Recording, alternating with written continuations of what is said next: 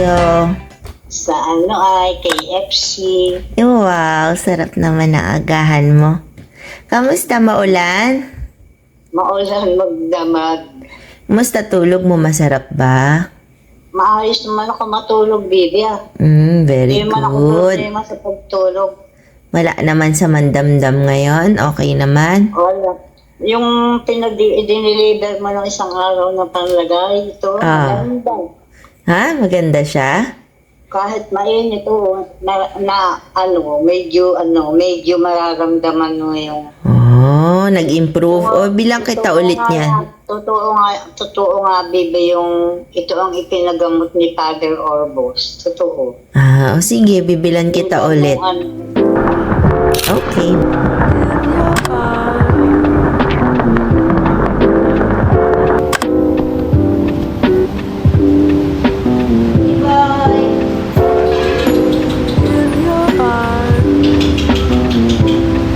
Nabibigla kaya yung iba ay lumilipat na lang sa ibang lugar dahil wala silang magawa. Hindi raw kumontra si Lola sa gusto ng asawa isang albularyo. Ang lolo nito raw si Lolo Temyong na maging albularyo. Saksi si Lola kung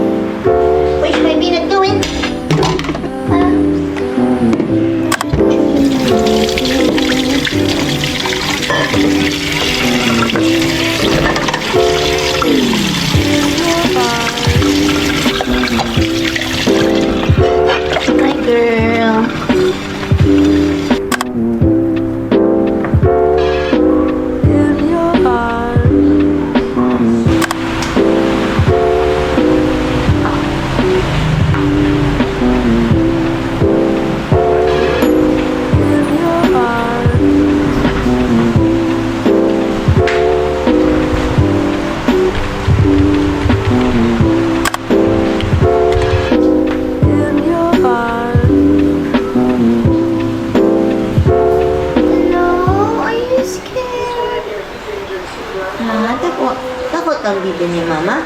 Takot babies ko? Ha? Oh, sleepy ba? patunayan hindi ako nananaginip ng mga oras na isinin ko daw si Alan nakatayo lang sa harap ng bintana.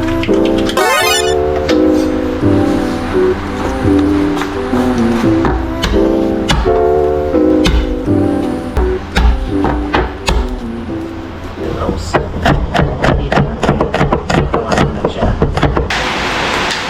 Labas na wala. It's so scary.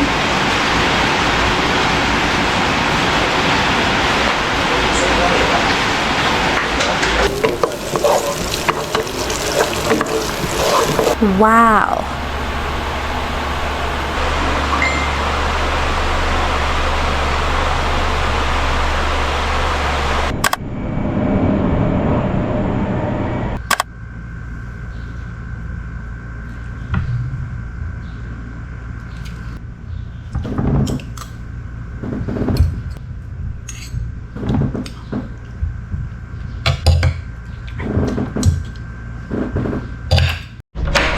Teto wants to go. Ah! Naku! Teto! Oh no! May visitor! Oh maya! Merong pangit! Sorry. Wait lang ah. Oh no! Ganda ng araw.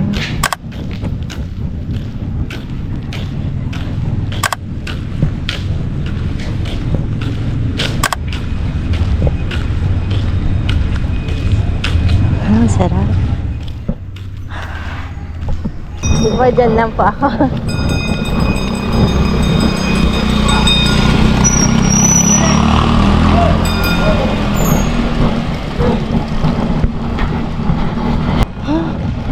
Kala. Oh no, pinutuloy na yung puno. Sayang. Oh no, sayang yung puno. bahay. Sayang.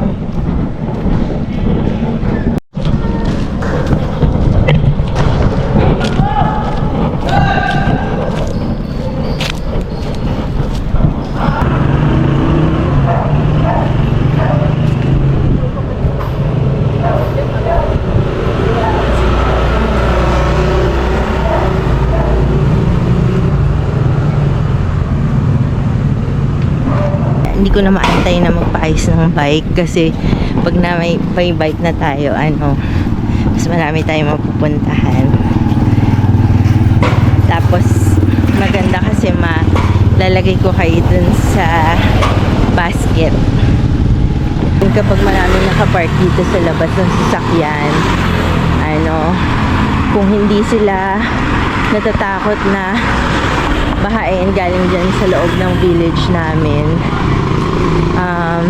para hindi lumubog sa baha, dito nila pinapark kasi usually dito mas mababa yung water, or kaya may book sale malapit dun sa La Consolacion or merong event. So yun siya. Ito yung pinaka favorite ko na area ng village namin. Actually hindi na namin to village, yung labas ng village namin. Nag-vibrate na yung relos ko. Feeling ko kino-congratulate na ako ng relos ko. Ay, si Mingming. Ito na naman siya yung nagsasalita lagi. Wait lang. Meow! Meow! Siya na naman.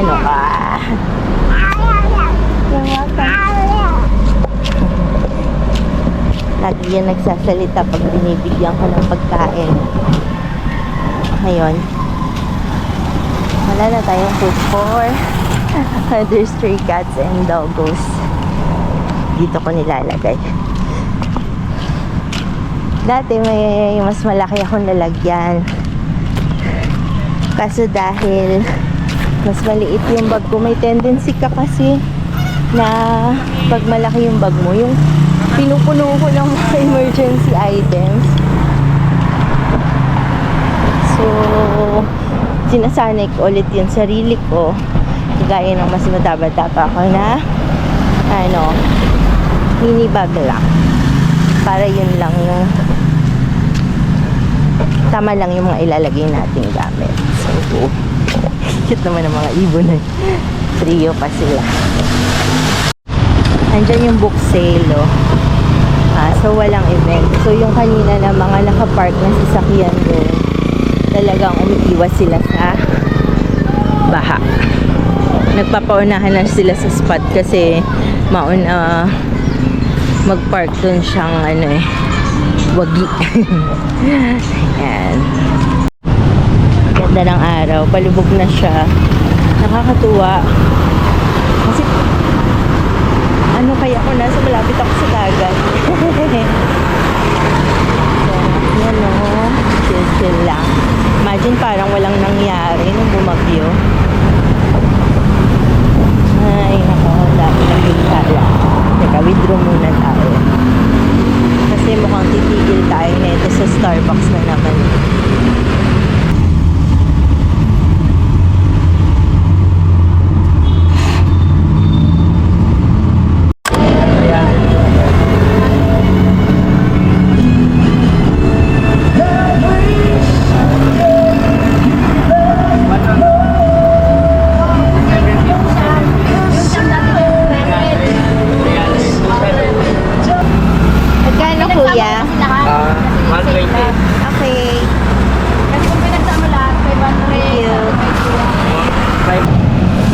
Nakabili tayo ng manggang hilaw para pagkakain ako ng galunggong, meron siyang kasamang manggang hilaw. Sayap!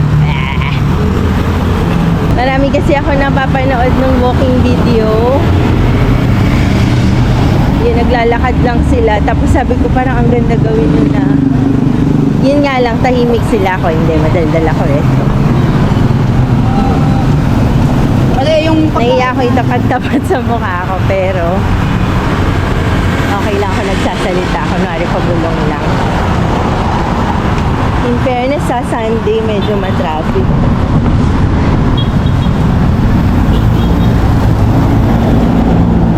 Sabi ni J2, gusto daw niya ng inumin. So, since may credits pa ata ako sa ano yan? Sa Starbucks, baka doon na lang ako pumunta.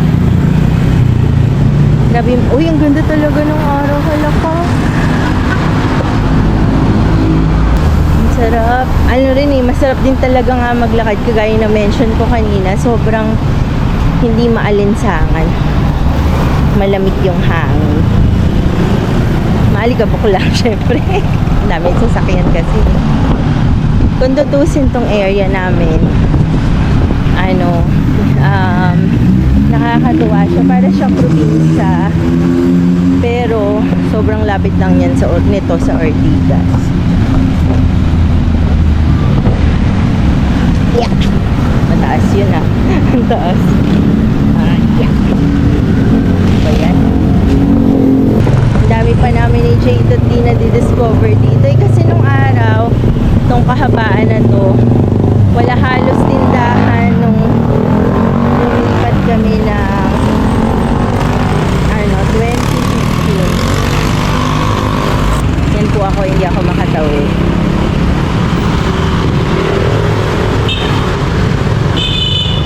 Hindi ako duwag tumawid, kaya lang kawing-kawing sila. Usually dito may nakaposte na MMDA. MMDA ba tawag doon? Traffic Enforcement. But today, since Sunday, wala. Diyan lang kayo. Mag-concentrate muna ako sa pagtawid. Dali na ba guys?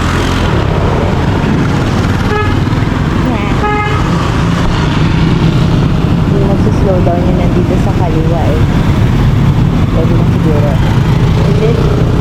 Is it time yet? Wala nagsuslow down, ano? Galing. Yan. Mamaya pa uwi, magta-tricycle na tayo. Yung mga light blue boys, friend namin ni Jebo. Welcome home. Ano pagkain to? San yan? Open na. San ka? Wow, mukhang masarap oh. Saan kaya yan? Yan. Yan, dati yan yung mga natatanaw yung mga tindahan na sunod-sunod na yan. Wala yan dati. Mga 9 years ago, pumupunta pa kami ni J-Tooth sa Green Hills, Mega Mall.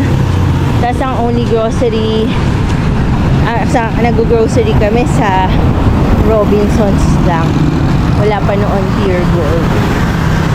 Ngayon sobrang dami na oh. Lalo pagdating dun sa may si Raimundo hanggang dulo ng tramo, sobrang dami na nagsulputan. Wala na naman dun yung isaw. Yung isawan dun eh. Binibilang ko dati. Starbucks na lang.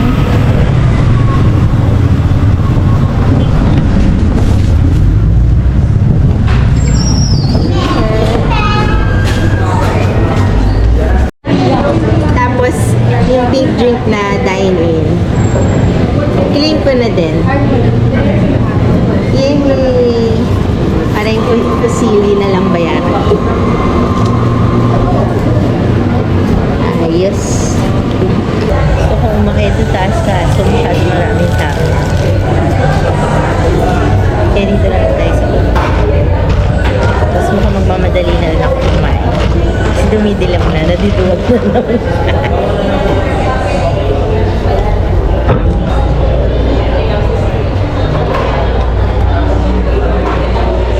Di ko makalimutan yung inumin ni Jayden. Nag-order ako ng Perlita.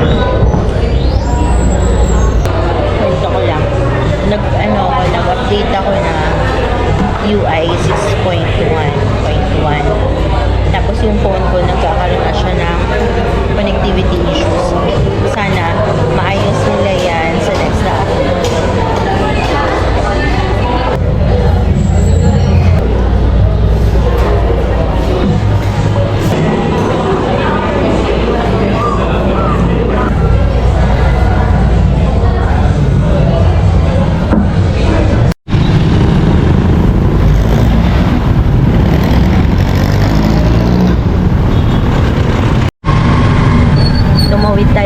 natin.